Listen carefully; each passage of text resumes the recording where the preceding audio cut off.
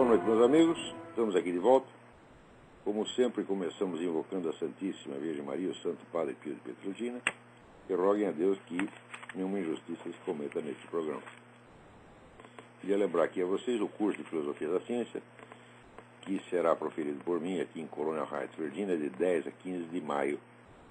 Contatos para informações e inscrições com o senhor Eduí no telefone 041 9974 4443 ou 041 3527 0987 ou pelo e-mail edui.ferro@uol.com.br. Também chama a atenção de vocês para os cursos que serão proferidos proximamente pelo economista José Nivaldo Cordeiro e pelo Luiz Gonzaga de Carvalho, o Gugu, meu filho, em Porto Alegre. Informações cursopoa.blogspot.com. A gente tem recebido aqui várias cartas de pessoas perguntando se ainda podem se inscrever no curso online de filosofia do site www.seminariodefilosofia.org. É claro que podem. A nossa preocupação foi exatamente essa, foi deixar todas as aulas gravadas para que as pessoas pudessem entrar a qualquer momento e acompanhar a coisa em sequência. Além das gravações, porém, eu farei, de vez em quando, algumas atualizações, especialmente para as pessoas que entraram depois. E, além disso, existe o nosso chat, pelo qual as dúvidas podem ser tiradas, existem as perguntas que são feitas online. E eu estou tramando aqui um negócio de fazer uma interatividade de vez em quando, quer dizer, pedir às pessoas que formem grupos nas cidades principais, de modo que eu receba a imagem e possa falar com as pessoas ao vivo. Então, em cada aula haveria, então, pelo menos um grupo interativo. É claro que eu não vou poder acompanhar interativamente 1000 pessoas ao mesmo tempo, mas podemos fazer isso com um grupo diferente a cada semana. Então, uma vez faz em São Paulo, outra vez no Rio de Janeiro, em Porto Alegre, no Recife, etc, etc. Assim que esse esquema estiver montado, eu vou comunicar o negócio a todos. Mas aqueles que querem se inscrever não se inibam pensando assim, não, mas eu já perdi. Não perdeu nada. O curso foi feito para ficar. Como o curso de História Essencial da Filosofia. Você pode fazer quando você quiser, está lá gravado.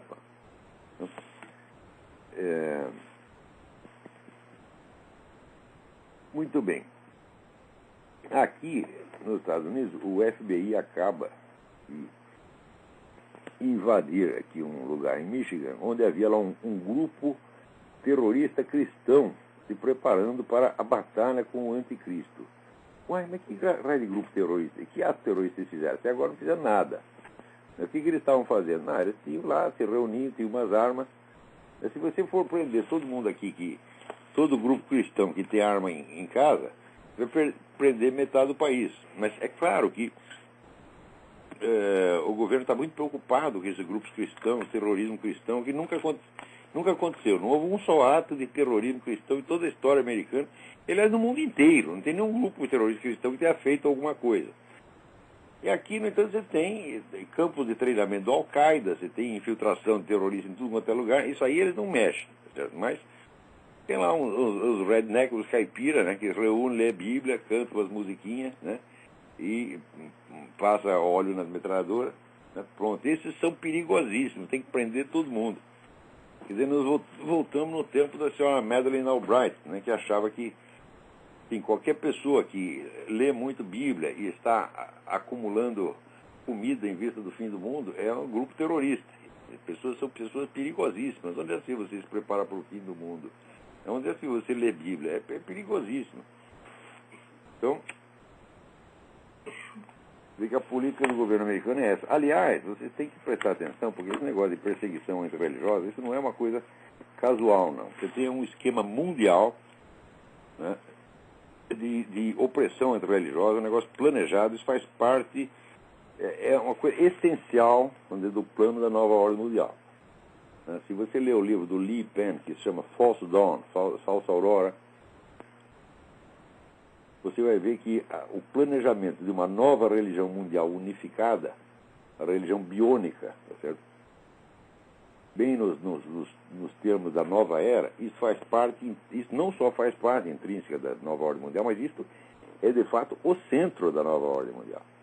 O que esses camaradas querem fazer não é assim, mudar um sistema político, instituir uma nova economia. Não, eles conceberam uma civilização assim, de alto a baixo e querem implantar lá a força. Pela primeira vez estão criando assim, uma civilização no prazo de algumas décadas, né? E tudo inventado em laboratório. Quer dizer, jamais houve uma civilização que se formasse assim. Então, isso quer dizer o seguinte, os camaradas querem mudar todos os critérios de ação pública e privada, mudar completamente os cânones da educação, da moral, da conduta particular e instituir a sociedade mundialmente administrada, onde tudo estará regulamentado, inclusive o que você come. Então, eles estão preparando um negócio que chama Códex Alimentários, onde toda a alimentação mundial será todinha regulamentada. Então, as coisas que você come, elas terão que ter tanto de tal substância, tanto de tal substância, tudo já planejado e regulamentado. Então, se a galinha não botar um ovo de acordo com as especificações, aquele ovo será proibido. Eu não estou brincando, gente. A coisa é exatamente assim. Aqui nos Estados Unidos você tem uma imensa indústria de suplementos alimentares, que salva milhões de vidas, né? Eu mesmo sei o benefício que eu tenho recebido de suplementos alimentares. Os suplementos alimentares serão todos classificados como drogas. E se você os consumir, você corre o risco de ir preso. Agora, maconha, cocaína será liberado, tá certo? Então, é o seguinte, realmente nós estamos na mão de loucos. Isso aí é uma elite dos 200 milionários absolutamente malucos que acham que sabem tudo e que o impulso deles de determinar a vida alheia é um negócio assim incoercível. É pior do que obsessão sexual, ele só pensa naquilo, né? Agora, quando você enche um idiota de dinheiro, é isso que acontece, porra. Ele já tem dinheiro, essa preocupação financeira não tem mais. Divertimento, já está com o saco cheio, já comeu todas as mulheres que queria, ou então já deu para todo mundo que ia dar. Bom, agora ela acorda, Deus, o que eu vou fazer? Eu vou reformar o mundo. Pronto, aí fudeu, meu filho. É o que está acontecendo agora, né? Os caras leram lá um montão de besteira, começaram lendo John Ruskin, Karl Marx, etc, se imbuíram dessas ideias e eles estão pondo essa porcaria em prática. E se não forem denunciados, expostos, tá certo? E detidos, isso não vai parar. Então, por exemplo, você imagina, o que você precisa ter na cabeça para ele achar assim, não, todas essas religiões milenares, tudo isso aí, está tudo errado, e o certo é um treco aqui que eu acabei de inventar. Né? Por exemplo, você extirpar a educação religiosa, você proibir, sufocar, a pessoa não tem ideia das consequências que isso pode ter. O que seria, então, gerações e gerações de pessoas, né, educadas inteiramente dentro de um critério onde, como dizia o Antônio Gramsci, terrestrializado. Quer dizer, você não pode mais ter uma noção do infinito, você não pode ter noção de transcendência, você tem que achar que o mundo material, tal como está sendo estudado na universidade, é a única coisa que existe e não há mais nada além dele. Essa é a coisa mais monstruosa que alguém já pôde pensar. Tá certo? E não, se hoje em dia você vê essa decadência e corrupção geral das ciências, é porque essa corrupção já estava embutida na própria concepção da ciência moderna. Quer dizer, a ideia de que você possa algum dia alcançar uma concepção geral do mundo, né, baseado no método experimental, tal como praticado pela ciência moderna, é uma das ideias mais idiotas que alguém já pôde ter. O método experimental, por sua própria concepção, ele exclui essa possibilidade, mas as pessoas não sabem disso, né? Então,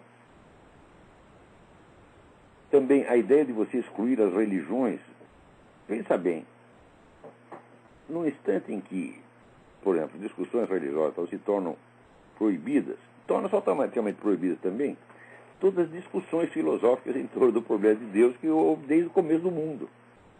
Tá certo? Então, onde onde quer que se toque no assunto Deus, vai ficar proibitivo. Então você tem que proibir Platão, Aristóteles, né? São Tomás de Aquino, etc, etc. Então, vai tudo junto. Quer dizer, isso é um apagamento geral da memória humana e a instituição de uma espécie de, né, galinheiro, uma granja, né, onde todas as galinhas estão programadas para que elas vão comer, quantas ovos elas vão botar, né, quantas vezes por dia elas vão cacarejar e assim por diante. Você vê que dentro desse plano aparece aqui, por exemplo, a ideia da ONU de mudar o calendário gregoriano já em 2012. Tá certo? Ora, as mudanças de calendário, né, elas marcam geralmente as grandes mutações civilizacionais.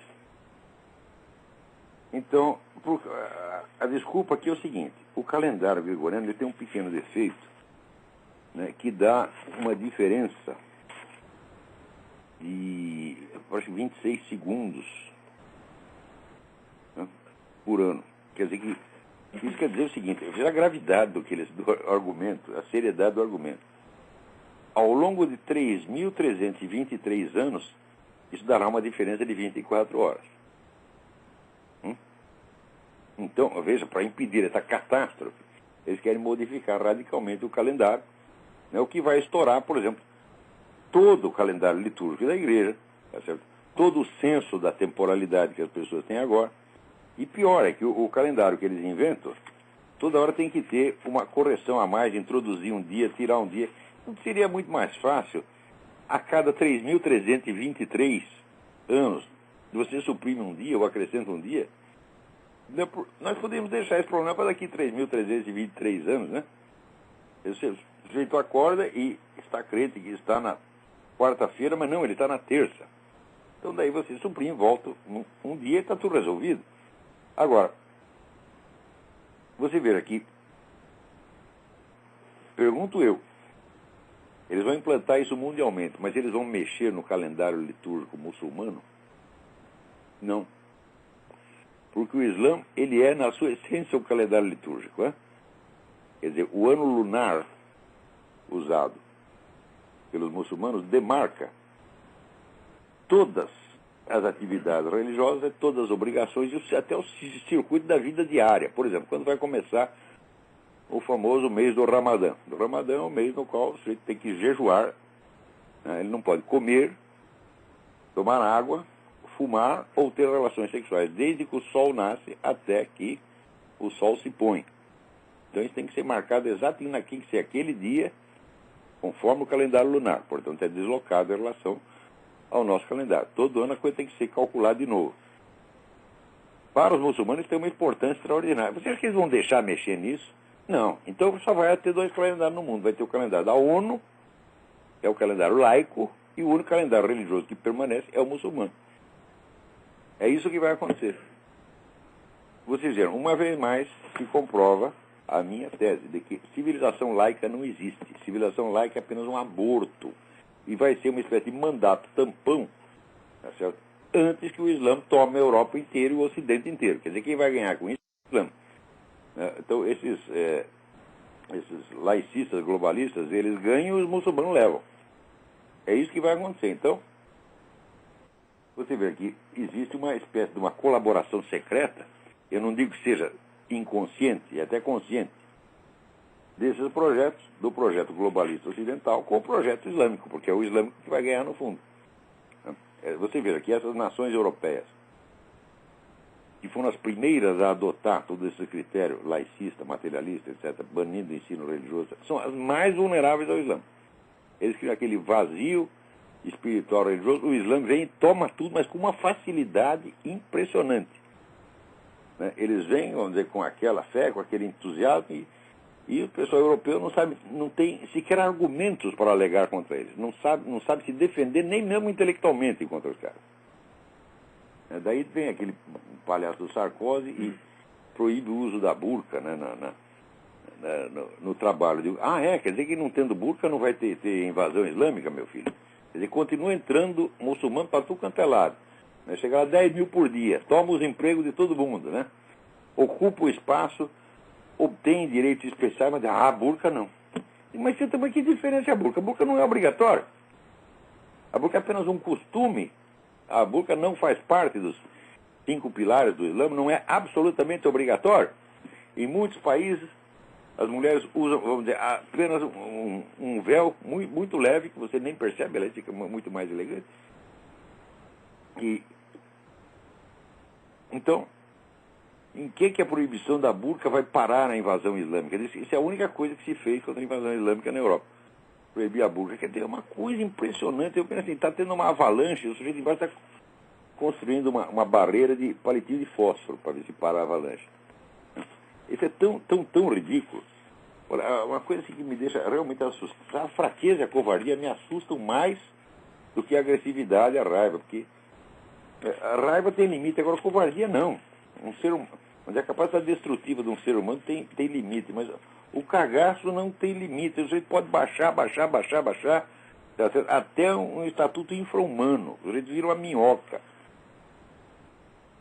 Veja aqui, na Holanda, né, 10 funcionários altamente colocados da polícia pediram demissão, porque eles dizem que na polícia holandesa, se você é um homem branco, é impossível você subir de posto. A sua carreira está liquidada. Tem que ser mulher, ou islâmico, ou preto, ou qualquer coisa que não seja homem branco, né? Então você vê que os camaradas permitem que dentro do seu próprio país se crie um racismo contra eles mesmos, meu Deus do céu. E você vai dizer, mas isso aí é apenas um racismo inverso, é puramente reativo. Fala, não, senhor, meu filho. Esse negócio, o ataque de muçulmanos, e sobretudo, incluindo uma grande contingente de muçulmanos negros, a Europa, começou 8 séculos antes de que o europeu desembarcasse na África e na Ásia, meu Deus do céu. Quer dizer, o que é isso? Quer dizer, eles não são os coitadinhos que, depois de sofrer séculos, estão reagindo um pouquinho. Falei, não, eles começaram essa merda. Tá certo? Inclusive, se você quer saber, eu já publiquei isso aqui. Até, vamos dizer, as doutrinas racistas, os primeiros formuladores de doutrinas racistas foram pensadores islâmicos. Aí no século IX e X já tinham essa ideia. Agora aqui a gente recebe o aviso de que na Venezuela foi preso aí um militante político, Oswaldo Álvares Paz. Né? Provavelmente devia ser um sujeito muito perigoso, devia ter uma bomba atômica estocada. Então o Hugo Chávez, para evitar qualquer dano, né, já prendeu o Oswaldo Álvares Paz. Né?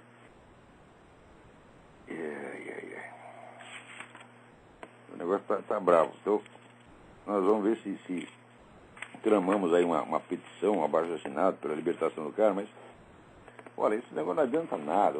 Esse Hugo Chávez tem que ser tirado de lá a tapa. Né? A primeira vez que derrubaram o cara, devolveram de idiota, graças a um merda de um general lá que tá com o Hugo Chávez na mão. O que a gente faz com o Hugo Chávez? Joga na privada, dá para os macacos comer. Ele, não, olha que ideia, tive aqui uma ideia. Põe ele de novo na presidência. Aí todo mundo, legal. Botaram o cara lá de novo e tá ele agora fazendo coisa cada vez pior, enchendo aquilo de membros da Al-Qaeda, cercando-se de militantes da Al-Qaeda, cercando-se de espiões cubanos, tá certo? Governando o país com terror. A Venezuela hoje é o índice mais alto de criminalidade na América Latina. Né? A economia foi para as cucuias, com petróleo e tudo. E vamos dizer, a desaprovação do camarada é maciça, mas ninguém pode fazer nada contra ele. Por quê? Porque as organizações políticas foram quebradas. Existe a oposição na Venezuela. A oposição age, ao contrário do Brasil, não tem nenhuma oposição. Vocês já viram alguma passeata, alguma manifestação pública no Brasil que fosse contra a esquerda? Não, há 40 anos a esquerda tem o monopólio absoluto das manifestações públicas e tem pessoas que já nasceram, né, dentro desse esquema e acham isso tão natural, né, como assim, a noite e o dia, tá entendendo? Não concebem que possa haver uma coisa diferente, que algum dia tenha sido diferente ou que devesse ser diferente. O dia em que o Lula celebrou, né, ficou, olha que maravilha, na próxima eleição todos os candidatos são de esquerda, Como se nas duas anteriores também não tivesse sido, né? A hora que o camarada diz isso, e ele está celebrando isso, e as pessoas não percebem que tem algo de anormal. Né? Quer dizer, se todos os candidatos pertencem à mesma corrente, meu filho, você está num sistema totalitário, isso é uma coisa óbvia. E se você não tem oposição ideológica, você não tem oposição nenhuma. Porque a mera disputa de cargos, como o Fernando Henrique uma vez confessou, que entre nós e o PT não tem diferença nenhuma, nós apenas disputamos cargos, disputamos poder. Mas disputa de cargos existe até dentro do mesmo partido. No Partido Comunista da União Soviética, já tinha uma violenta disputa de cargos. As pessoas chegavam a se matar uns aos outros. Isso não quer dizer que exista política. Não é oposição ideológica, não é a luta de propostas. É apenas a concorrência natural entre seres humanos que querem o poder. Isso quer dizer que a atividade política no Brasil acabou. E vocês acham que essa concorrência de Zé Serra com PT é política? Vocês estão muito enganados.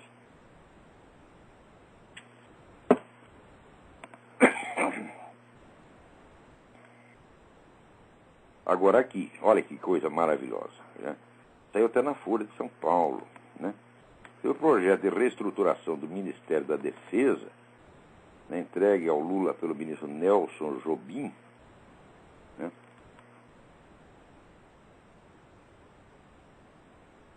Ele propõe que 647 cargos de confiança do ministro sejam criados nas Forças Armadas a ser preenchidos por civis que ele indicou. Então, isso aí, meu filho, é exatamente o exército soviético. Quer dizer, você tem os comandantes militares, mas acima dele, você tem o comissário político, que é de confiança do ministro, e que fiscaliza o que os generais estão fazendo. Agora as pessoas, quando a gente fala, não, isso aí é um sistema soviético, as pessoas acham que é figura de linguagem, que é uma força de expressão, quando é literalmente isso. Isso quer dizer, primeiro, já a criação do Ministério da Defesa já tirou o estatuto ministerial dos comandantes das 3 Forças Armadas. Uma vez eu tenho uma discussão com um idiota, um verdadeiro idiota, no Clube Militar do Rio de Janeiro. Ele achava lindo haver um Ministério da Defesa, porque os Estados Unidos também têm, então nós também temos que ter. Né?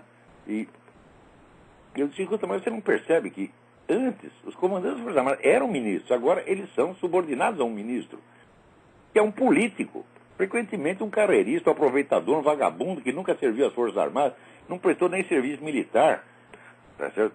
Foi dispensado porque, sei lá, foi dispensado porque ou nasceu no dia, na data errada, ou era viado, qualquer coisa assim, e foi dispensado. O cara que nunca deu um tiro na vida, entendeu? Que só brincou de soldadinha de chumbo, se tanto. E bom, filho da puta desse do ministério para ele mandar. Né? Nos generais são pessoas que têm uma vida inteira de serviço prestado às Forças Armadas. Como é que um milico pode achar isso lindo? Né? Opa, agora eu não sou ministro mais, agora tem um cara que vai mandar na gente. Quer dizer, que espírito de servilismo. Coisa mais cheia. Quer dizer, a criação do ministério já foi essa merda. Né? E era previsível que a partir daí as Forças Armadas fossem perdendo cada vez mais prestígio, perdendo cada vez mais autoridade, como de fato aconteceu. Então agora chegou na culminação do processo. Agora são funcionários civis, são funcionários de confiança nomeados pelo próprio ministro, que vão lá mandar nos generais. Então, as Forças Armadas acabaram. E aposto que até deve ter gente dentro do exército que também diz, não, mas não é assim, você está exagerando. Oh, meu Deus do céu.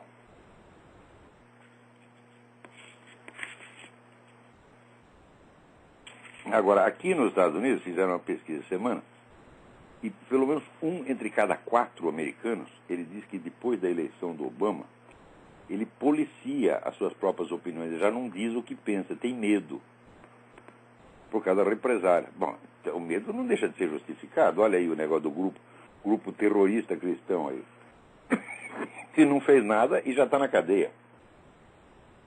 Rapaz, que os caras que fizeram estão sendo tratados como se fossem cidadãos americanos, né, imbuídos de todos os direitos civis da cidadania. Peraí, tem alguém na linha. Quem é? Alô? Alô, Olavo? Sim, quem é? Sim, Olavo, aqui é Gustavo, como vai? Gustavo, tudo bem? Tudo bem, graças a Deus. Olavo, primeiro gostaria de parabenizar aí pelo seu artigo em defesa aí à Igreja Católica, aos ataques do problema da pedofilia, que deixa os católicos mais preparados para responder aí o que o mundão, né, que nunca aceitou a reta moral cristã e agora está botando em risco, né, o dedo na igreja, né? Bom, eu tenho uma pergunta, aliás, um dado que eu queria te passar, não sei se você sabe dele, concordo plenamente com o seu artigo, mas há quando você fala de Bento XVI, enfim, de que ele estaria com boa vontade aí em botar a coisa à tona. O que, da minha parte, às vezes, eu confesso que eu fico meio duvidoso, né? Eu não sei se, por exemplo, existe em relação ao caso específico, agora eu vou citar, né, ao caso do padre Maciel, em 2006, né, ele, quer dizer, já era no papado dele, o processo canônico contra a pessoa do padre Maciel foi arquivado, alegando que ele já estava num estado de idade, já estava numa idade avançada e que por isso então iriam poupá-lo, né, de um processo canônico, né? Não sei se... Isso aí existe até na lei civil. O sujeito já está decrépito.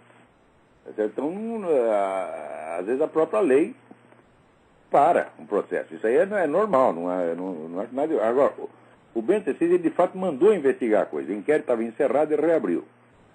Agora, o que eu não sei, e que acho que você tem razão de ter lá as suas dúvidas, é se a orientação que o Bento XVI está dando a esse problema no seu conjunto está certo. Por quê? Já começou com aquele negócio de pedir desculpa. Pois é, Como você pode pedir desculpa, a igreja pode pedir desculpa por uma ofensa que foi feita contra ela. Exato. Porque esses camaradas que entram lá para se aproveitar da sua posição e praticar não sei quantos crimes, esses camaradas são a igreja? Né? Como é que a igreja vai assumir os crimes deles, meu Deus do céu? Exatamente. Quer dizer que você vê, o mal que eles fizeram às vítimas é enorme, mas o mal que eles estão fazendo à igreja é maior ainda. Maior ainda, exato. Esses caras, a igreja não tem nada de pedir desculpa. Ela tem que acusar os caras e acusar os inimigos que estão infiltrando essa gente lá. Exato, porque ficou a dúvida agora dessas novas investigações, se o que foi reaberto foi o processo canônico que existia contra a pessoa dele, ou se essa intervenção... Não, é uma investigação totalmente nova. Então aquela continua... Agora o sujeito já morreu. Agora o sujeito já morreu. Aí eles querem saber. O que o Vaticano quer saber é em que medida a atual diretoria dos Legionários de Cristo esteve metida nesse negócio. E eu não tenho a menor dúvida que esteve envolvido. Já que você levantou esse... O crime dele, não é possível que não haja mais gente envolvida nessa batalha. É absolutamente impossível. A começar pelo esse seu Porcoeira, que é o líder atual. Porque esse era o braço direito do homem durante não sei quantos anos, sabia de tudo. Mais ainda, note bem, esse Corcoeira soltou um pedido de desculpas outro dia, quer dizer, depois de negar tudo durante anos e continuar tratando o Maciel como se fosse um santo, soltou aí um pedido de desculpas. Quando você vai ver o pedido de desculpas, joga toda a culpa em cima do Maciel, que já morreu. Né? Exatamente. E não menciona a perseguição que o próprio Álvaro Corcoeira moveu contra as vítimas para intimidá-las e calá-las. Exatamente. Quer dizer, agora está na moda, assim, pedir desculpa pelos crimes dos outros, você está entendendo? Para de maneira que você esconda os seus próprios. Aí pedem desculpa, abafam tudo, fica tudo legal e a coisa continua se a gente saber o que de fato aconteceu, sem culpar quem verdadeiramente tem que ser culpado. Né? Exatamente. Agora, veja. Ou a manchar a imagem da igreja como esses em segundo lugar, além de fazer isso, esse pedido de desculpa do seu Corcoeira tenta dar a impressão que todo o problema que houve nos Legionários de Cristo foi um sujeito, quer dizer, tinha lá um pedófilo no meio que fez isso e mais aquilo. Mas presta atenção, o problema com os Legionários de Cristo não é o Maciel. O Maciel criou a organização e ele a estruturou toda para servir às finalidades dele. A estrutura dos Legionários de Cristo não é a estrutura de uma ordem religiosa normal. Ela tem certas peculiaridades que não se explicam pelas suas finalidades oficiais, mas só se explicam pelas finalidades criminosas do próprio Maciel. Por exemplo, para que precisa o tal do voto de segredo, que é uma coisa que nunca existiu? É um negócio herético, absurdo. Para que precisa o voto de segredo se não tem segredo nenhum para manter? E se ele instituir esse voto de segredo, quer dizer, desde o começo ele já está planejando essa coisa. Então, a organização foi estruturada para encobrir o crime. Segundo lugar, por que uma ordem religiosa precisa usar métodos de manipulação da conduta que foram inventados pelo tempo da Nova Era, inventados por escritórios de engenharia social, que são os mesmos que hoje estão trabalhando pela civilização do anticristo? Por que uma ordem religiosa tem que usar isto, em vez de usar os métodos disciplinares e pedagógicos tradicionais? Por quê? Terceiro, por que uma ordem religiosa precisa praticar sistematicamente essa idolatria dos seus líderes, que são todos proclamados santos à primeira vista? Tem um rapaz que me escreveu, eu conheci ontem o Álvaro Corpoeira, ele é um santo. E fica todo mundo com aquelas efusões de emocionalismo idiota, dizendo o cara é santo, o cara é santo, o cara é santo. Meu saco! A igreja leva 200, 300, 400 anos para decretar que o sujeito é santo. E esses camaradas todos, eles infundem na cabeça dos meninos a crença de que eles têm a capacidade de identificar a santidade à primeira vista, sem nada a saber do cara e sem exigir dele nenhuma prova de santidade. Quer dizer, o sujeito é bonzinho, parece bonzinho, fala manso e está lá pedindo dinheiro para todo mundo. Está aprovado que é santo. Eu vi isso, homens adultos. Um homem adulto, um amigo meu, que chegou aqui com essa babaquice, dizendo: Corcoeira é santo, Corcoeira é santo. Que palhaçada, que coisa mais feia. Isso aí é blasfemar a santidade. Né? Eu me lembro, inclusive, Olavo, quando então, por que essa organização tem que ter todas essas peculiaridades? Essas não são mecanismos próprios de uma ordem religiosa, mas de uma seita criminosa. Então o problema não é o Maciel, o problema é a estrutura inteira da organização. Quando houve esse fato em 2006, porque eu cheguei a ter algum contato com alguns membros dos legionários, isso a questão de 8, 7 anos atrás. E na época, quando saiu isso, eu liguei para eles perguntando: bom, mas o que está acontecendo? Né?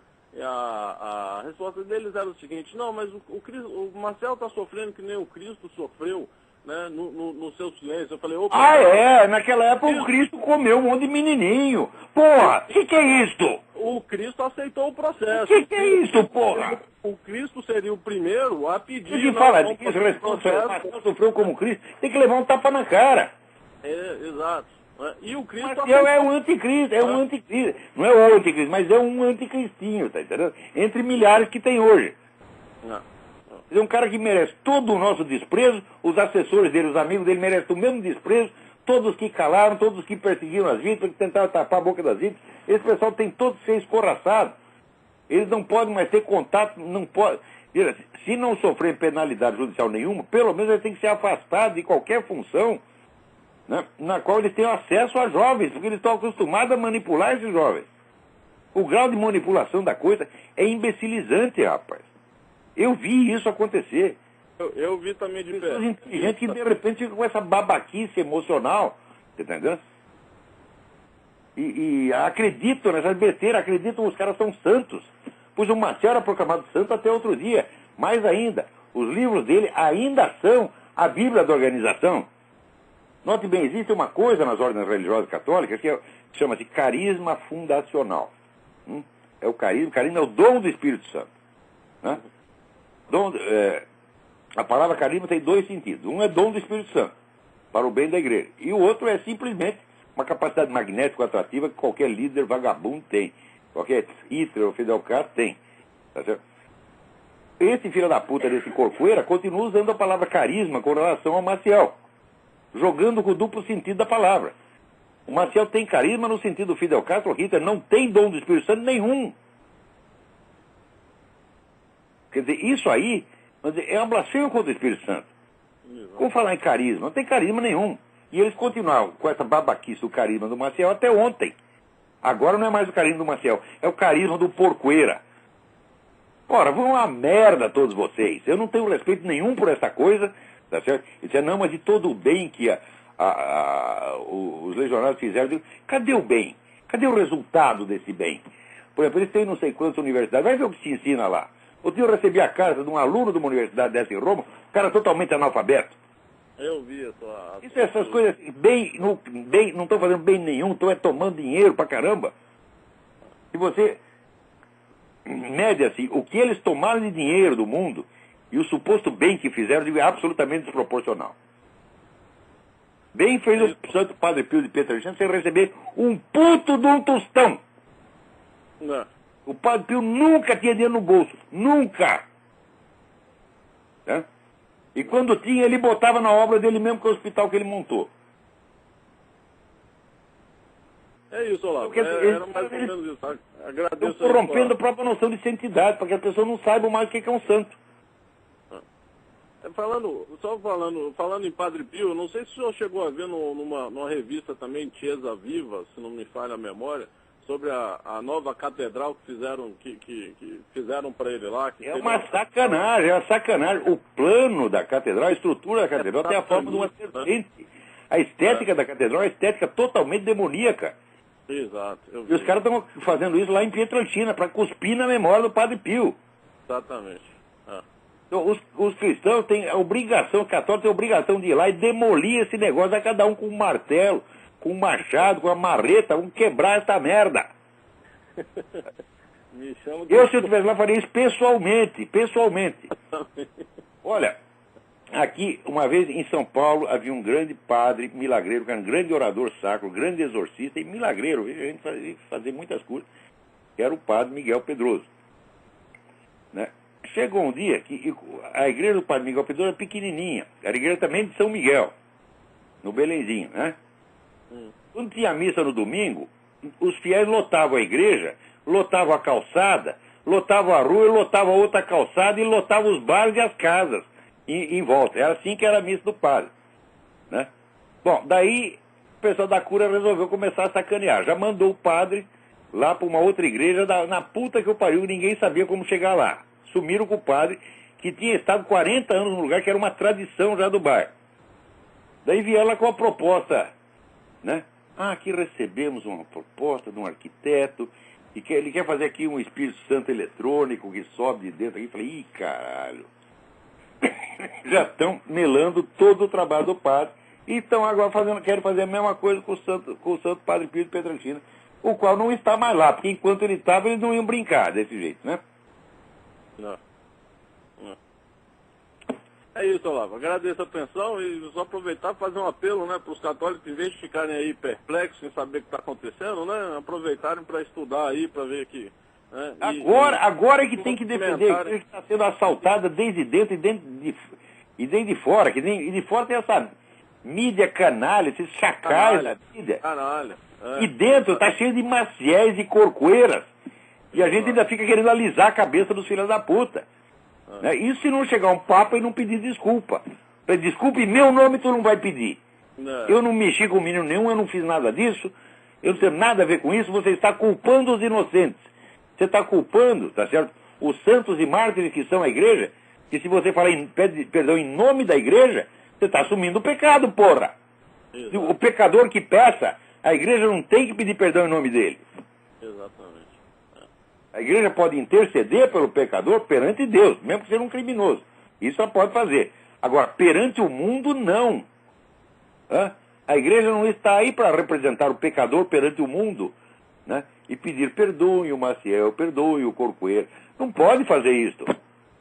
Porque senão ela está assumindo, está cuspindo na própria cara. Então, eu estou dizendo que o Papa está fazendo a coisa certa no que diz respeito à investigação. Mas eu não sei, eu não tenho certeza de que ele tem a visão realista da coisa. Eu duvido da seriedade da coisa, Olavo. É isso que eu não vejo consistência, entendeu? Por exemplo, agora eles andaram soltando uma nota dizendo, não, então a partir de agora nós renegamos, né? O nosso fundador. Pô, assim, é como se fosse uma espécie. Agora nós já estamos renegando, não enche mais meu saco, vai ficar tudo. Renegando o caralho, assina um cheque aí, dá uma indenização monstruosa, tem que pagar para todas as vítimas. E não é com o dinheiro da igreja, não, é com o dinheiro deles. Com o dinheiro deles. Olha, eu acho o seguinte, se o Papa tentar salvar a reputação da organização, né, se limpando só no Maciel e desculpando tudo mais, fala, bom, aí a igreja está acabada. Porque não dá para salvar a igreja e os legionários de Cristo ao mesmo tempo, vai ter que escolher. Vai ter que cortar na própria carne e cortar fundo. Tá certo? E tirar a pústula que está lá. Exatamente. Agora não tá, a coisa não está mais para brincadeira, porque você veja, eu até acabei de escrever um artigo dizendo isso, você vê que os inimigos da igreja em geral, que estão dentro dela, são caras, ou são heréticos, são caras modernistas, caras de teoria de libertação, e eles então o que eles fazem? Eles deformam a doutrina, deformam a liturgia, etc. Agora, a turma do Maciel, legionário, não, eles mantinham tudo bonitinho no lugar, tudo arrumadinho, para corromper no nível mais fundo, corromper no centro. É como se aqueles camaradas atacavam a epiderme da igreja. Mas esses filhos da puta deixam a epiderme intacta e atacam direto o coração. Exato. Mas, assim, desde a doutrina, eu cheguei a participar alguns meses da tal da escola da fé deles, né, e logo saí, porque um dos pontos logo na primeira discussão, eu já percebi que havia uma certa tendência, né, que era a questão de Adão e Eva, do pecado original, então que eles diziam que Adão e Eva não teve lá tanta culpa no pecado, né? Eu levantei e falei, bom, mas não teve tanta culpa, então Deus, né, nos tirou do paraíso por um ato em que ele não teve culpa, então portanto... Então foi um ato de arbitrariedade de Deus. Se Adão e Eva não teve culpa, quem mais teve? Quem mais tinha lá? Exatamente, eu falei, bom, se aqui, né, no mundo decaído, eu, né, sou muito mais tendente a cair no pecado, né, do que era Adão e Eva, eu tenho que me arrepender, tenho que me ajoelhar e pedir, né, meu perdão e reconhecer minha culpa, tão somente minha culpa, mas, né, que dogmatismo é esse, né? Que privilégio é esse da Adão e Eva? Nós temos que nos arrepender eles. Não, que merda é essa? Pois é. Mas é isso, Olavo. Eu agradeço, né? E parabéns aí pela defesa. Eu que agradeço. Né? Olha aqui, gente, vamos lutar, vamos defender a igreja, mas defender a igreja e não defender aqueles que se infiltram nela para cometer crimes e enlamear a imagem da igreja. Esse não é para ser defendido, não. Tem mais alguém na linha aí? Quem é? Alô? Alô? Olá? Sim. Olá, sim. Aqui é o Luiz Guilherme, tudo bom? Luiz Guilherme, tudo bem? Olá, eu não sei se é verdadeiro, é meio controverso ainda. Mas eu li em mais de um site que a revista alemã, o Der Spiegel, não sei como é que pronuncia, é assim mesmo, está oferecendo 1 milhão de euros para quem acusar o Papa Bento XVI, né, o Joseph Ratzinger, de ter acusado dele. Eu li isso também. Deve ser verdade, porque o Spiegel é uma revista de empulhação, já assim, tradicionalmente. Não é para acreditar no Spiegel. Quer dizer, claro, você pode acreditar se aparece uma pessoa dando uma entrevista, então você acredita na pessoa. Tá certo? Mas o Spiegel não é confiável de maneira alguma. Né? Agora, isso aí, é claro que é uma campanha organizada, e é claro que não é só o Spiegel. Você vê que hoje em dia, as manchetes da mídia são uniformes no mundo inteiro. É uma coisa impressionante. Você não tem mais concorrência entre jornais, você tem confluência. Então, você veja, 50 anos atrás, quando você usava a expressão opinião pública mundial, era uma força de expressão. Tá certo? Mas hoje não. Hoje existe uma opinião pública mundial forjada pela mídia, que não coincide com a opinião das pessoas, da maioria das pessoas, de maneira alguma. Tá certo? Mas que é uma opinião uniforme, sim. Então, Olavo, e eu estava conversando com os amigos sobre quais seriam as causas desse se é orquestrado ou não, né, essas acusações ao Papa, querer atingir o Papa com os escândalos de pedofilia, né, que não conseguiram até agora, mas estão querendo de todo jeito atingir o Papa. Estão falando, na diocese dele teve um caso de pedofilia, mas ele... Para fazer essa merda toda, né? Aí um cara que acusaram o padre lá... Desarraigar do coração humano todo sentimento religioso, todo sinal de fé. Querem mesmo, são fanáticos, são loucos. É gente perigosa. Mas aí parece que juntou um monte de coisa. Parece assim, tem um rancor inglês pela questão anglicana, tem uma pressão de grupos germânicos pelo fim do celibato, um interesse de grupos americanos para ganhar bilhões em cima de processos em cima do Vaticano. Claro. Um rancor daqueles... Estou falando, é um projeto civilizacional inteiro. Nós vamos derrubar tudo e construir a coisa da nossa maneira. Ninguém foi consultado, tudo isso sai pronto das cabeças desses 200 gênios, tá certo? Leia o livro do Lee Penn, procura esse livro, False Dawn, False Aurora. Está tudo lá. Quer dizer, a instituição de uma religião mundial biônica está no centro desse projeto. Ela não é um enfeite. Aqui nós temos um plano político e econômico e vamos enfeitar aqui com um elemento cultural, ideológico, religioso. Não, isso é o centro da coisa. Esse negócio saiu, isso emerge de sociedades esotéricas, anticristãs, que estão falando disso há mais de 100 anos, porra. Tudo isso está documentado. Outra coisa pode ser também pela uma represália à pressão pró-vida que a igreja faz, né? Contra o aborto. Mesmo que não tivesse isso, eles querem acabar com a fé, porra. Uhum. Eles querem instituir o mundanismo obrigatório, quer dizer, esse mundo, não, o mundo tal como as ciências acadêmicas descrevem, é tudo que existe. É proibido você pensar qualquer coisa fora disso. Agora, Olavo, como é que você explica a incrível adesão de judeus e grupos judaicos a esse clima de acusações? Mas eu falei para você, tem 3 entidades no mundo que são especialistas em fuder com elas mesmas. Primeiro, a Igreja Católica. Segundo, os Estados Unidos. Terceiro, os judeus. Eu nunca vi gente para gostar de tomar no cu como esses 3. Eles vivem alisando, afagando os seus traidores, seus inimigos. Depois se ferra todo, né, e sai chorando. É impressionante. Isso é uma doença. Agora, quando você destrói as bases morais, simbólicas da civilização, como está acontecendo, as pessoas ficam exatamente assim, elas ficam desfibradas.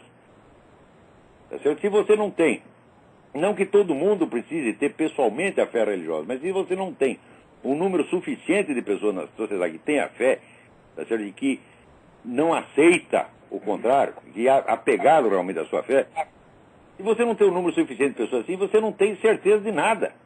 O sentimento de certeza foi embora, você fica com a síndrome do piu-piu. Será que eu vi um gatinho, não vi um gatinho? Fica todo mundo assim. E você acaba abrindo, primeiro abre os braços, depois abre as pernas para o adversário. Que é o que a Igreja Católica fez no Concílio Vaticano II. O Papa fica tentando salvar alguma coisa do Concílio Vaticano II. Aqui não dá. Mais impossível ainda é tentar salvar alguma coisa do Legionário de Cristo. Eu acho que merda é merda, né? Quando você vai lá no banheiro, você faz cocô, você não diz, vou guardar um pouquinho pra mim. Isso não se faz, porra. Olavo, só para terminar aqui a ligação, uma pergunta um pouco mais perene, um pouco menos contingente. No Jardim das Aflições, parece que o senhor discorda disso hoje, mas no Jardim das Aflições, o senhor coloca os Estados Unidos e a ideia de Revolução Americana como o grande passo da religião civil, né? E a Revolução Americana... Que é isso mesmo. Só que na época que eu escrevi, eu não tinha ideia da força da resistência cristã aqui dentro. Eu não tinha informação disso, porque nada disso chegava no Brasil. Você vê que coisa monstruosa. Foi aqui que, de repente, eu falei, vou assinar alguma publicação conservadora cristã, e de repente eu vi que existia milhares. Vamos procurar alguma universidade, alguma coisa cristã. Eu vi que tem milhares. É uma força imensa. Até mesmo dentro do meio universitário.